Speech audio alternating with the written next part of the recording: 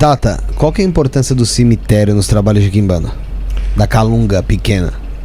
Então, o cemitério é um dos 7 reinos sagrados dentro da quimbanda. Esse é um dos. É um dos 7.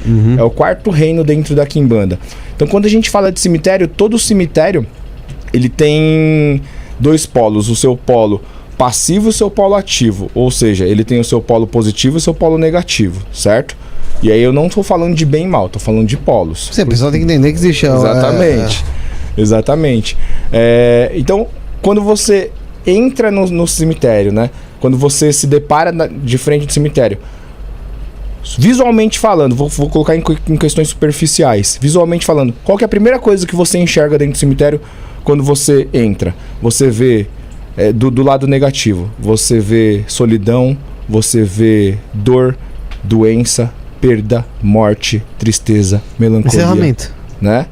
Finalizações, certo? Isso, né? Isso daí pode ser utilizado tanto para um benefício seu como para um malefício. E qual é o polo oposto disso tudo que eu falei? Se eu falo de perda, eu tô falando de ganhos. Se eu falo de doença, eu falo de saúde. Então tudo tem o seu polo positivo e o seu polo negativo dentro do reino do cemitério.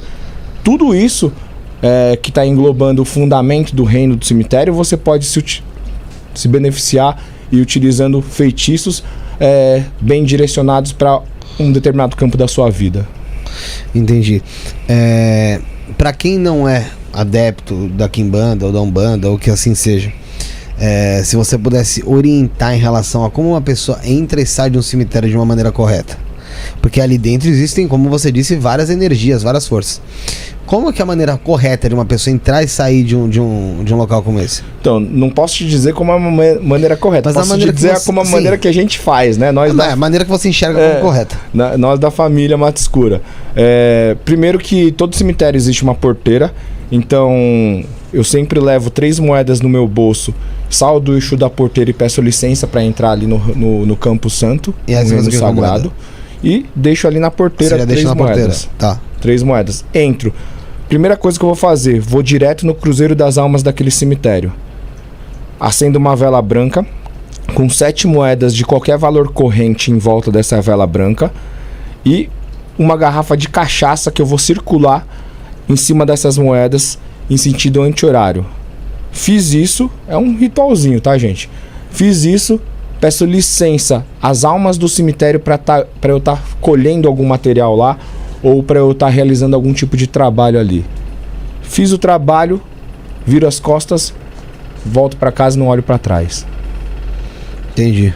Mas isso quando você vai fazer algum tipo de trabalho lá dentro? Ou quando eu vou colher alguma coisa. Tá, ou colher. E se vamos supor, se você vai num velório, no sepultamento, como é que você...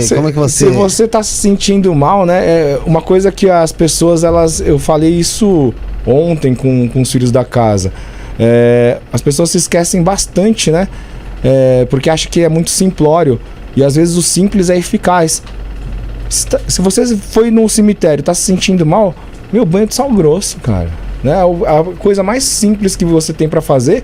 E a maioria das religiões trabalham com sal grosso, né? Dos cultos. Então, banho de sal grosso, tá se sentindo carregado, sentiu um peso ali. Banho de sal grosso resolve pra todo mundo, né? Todo mundo fala disso. Astralogando, que tá aqui conosco no chat, a Bárbara Sandrini, um abraço pra ela, teve conosco aqui na última live